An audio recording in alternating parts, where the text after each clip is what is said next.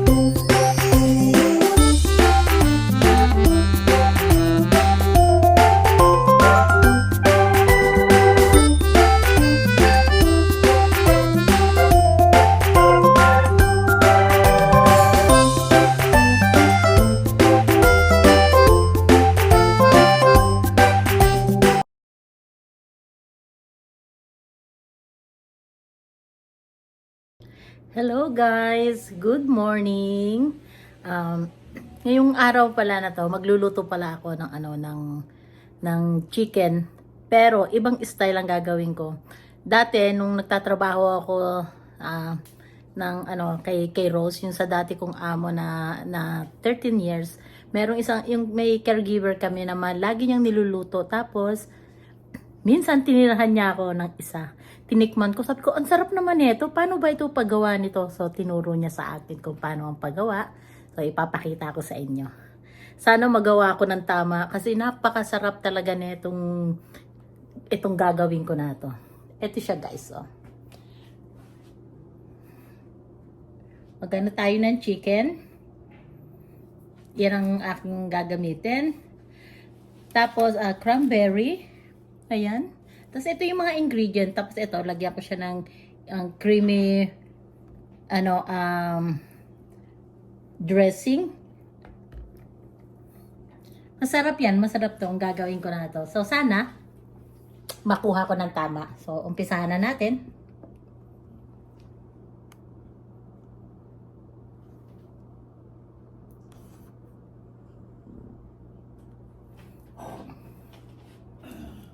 Okay.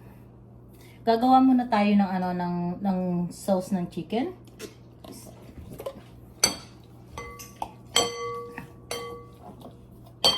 So titignan ko kung sapat ng isang ganito o dadagdagan ko pa kasi bali dalawa ang binili ko. Depende kasi kung maraming chicken ang lulutuin mo, kaya so tignan natin.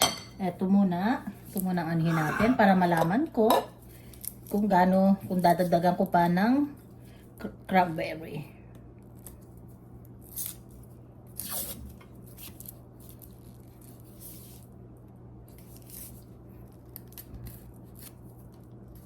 Hirap naman ito buksan. Ayan.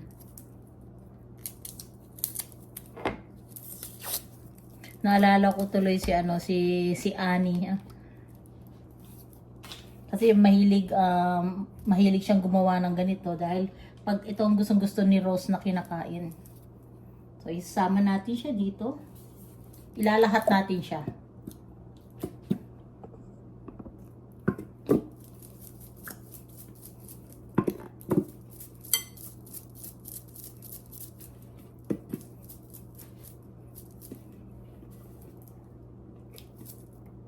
Ito, French creamy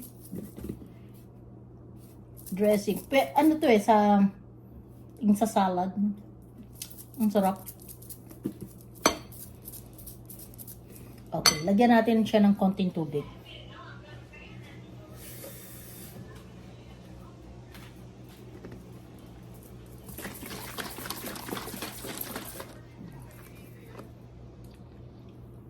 Ayan.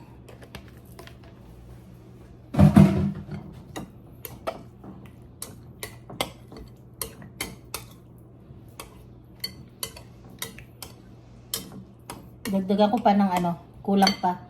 Lagyan, isama ko na ito. Kasi ito, buo siya, so dudurugin ko na lang. O, ayan siya. So, bali yung pangalawa na to.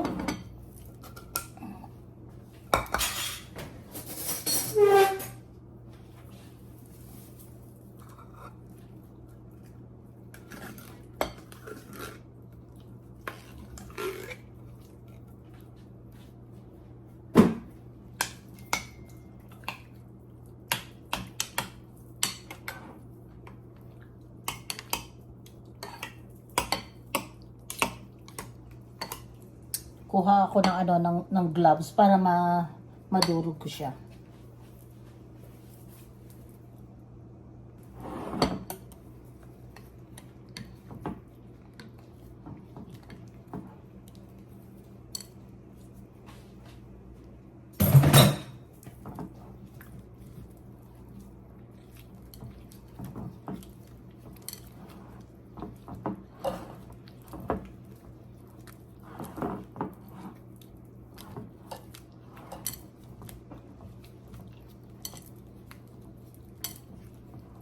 Dapat dalawa yung binili ko, yung katulad kanina, isa yung nabili ko, dapat ginawa ko sanang dalawa para kasi yun, durog na kasi yun. O, ayan, pwede na.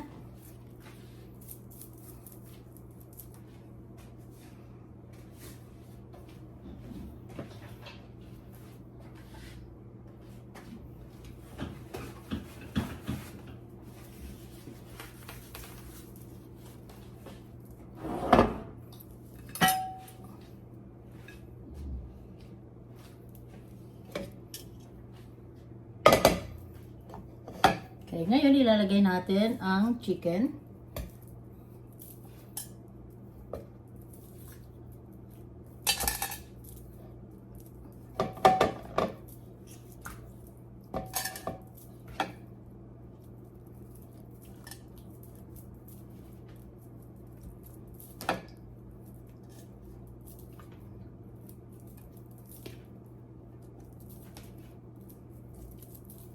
O, ayan.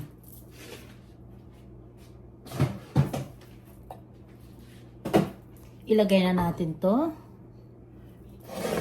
Ilagay natin dito lahat.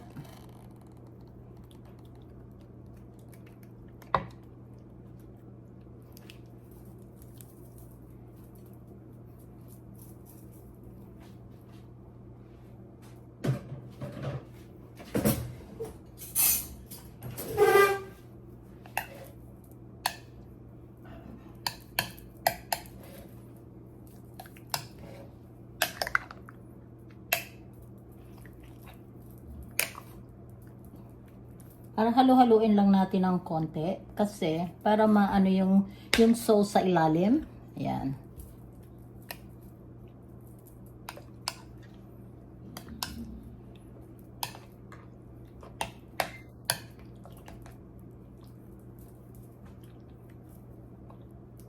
Tapos pag naano na yung sauce sa ilalim, mamaya pa natin i-ano to kasi ngayon yung oras sa amin dito is 1 o'clock. Siguro mga 1:30 ilalagay ko na.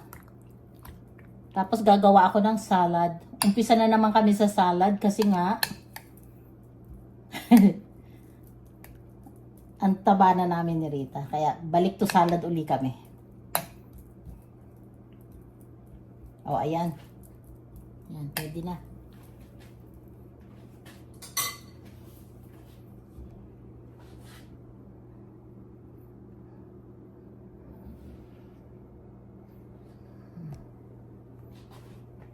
Napakasarap nito guys. Talagang nung isang araw naalala kong bigla, sabi ko ay na-miss ko yung chicken na na niluluto ng kaibigan kong isang caregiver. So naalala ko yung ginawa niya. Napakasarap talaga, kaya sana maging tama yung paggawa ko. Kaya mamaya na lang uli. Ibe-bake ko pala ito. Bali, lulutuin ko to ng 2 hours. Depende kasi sa chicken kung marami ang nilagay mong chicken o hindi, kaya kung malaki ang mga Hindi naman ting gaanong kalakihan kasi itong aking chicken. So siguro mga 2 hours siguro. Mamaya uli.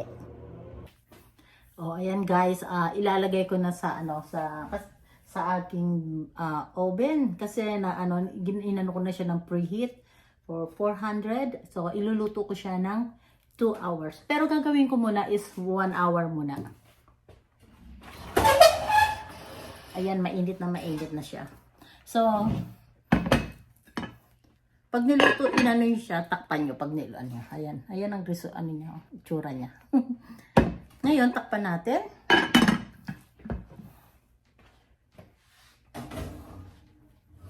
Rita, can you put 1 hour? 1 hour muna. Pagkatapos, titignan natin yung loob. Tignan natin yung chicken. Tapos, another 1 hour ulit.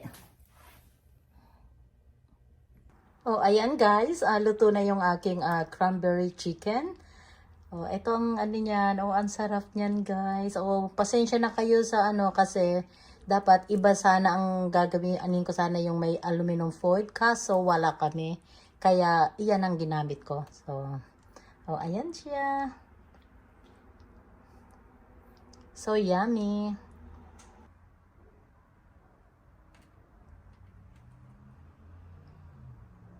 Ayan, tapos na yung aking cranberry chicken. Napakasarap niya guys. Ang lasa-lasa niya talaga.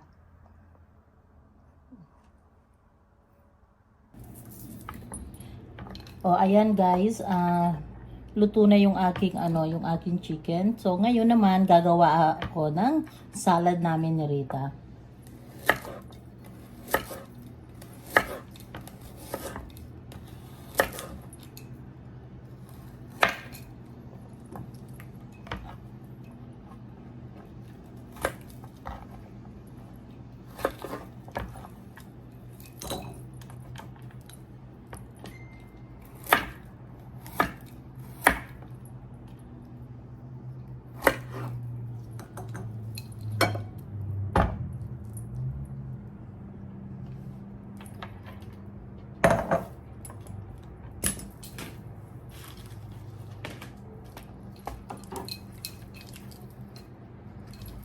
Itong mga nahugasan ko na to. Itong aking lettuce.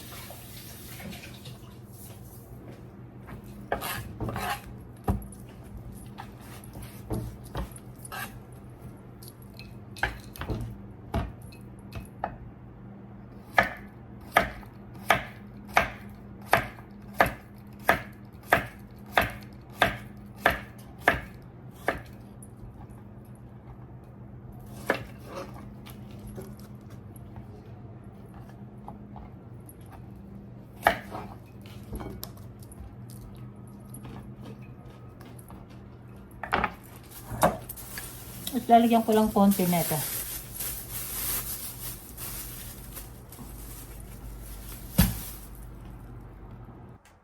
Thank you sa panunod ninyo sa Mami Dory Vlog. Maraming salamat po. And thank you sa aking mga silent viewers, at sa aking mga subscriber, at sa aking mga team. And especially my team Kaposas. Love you guys!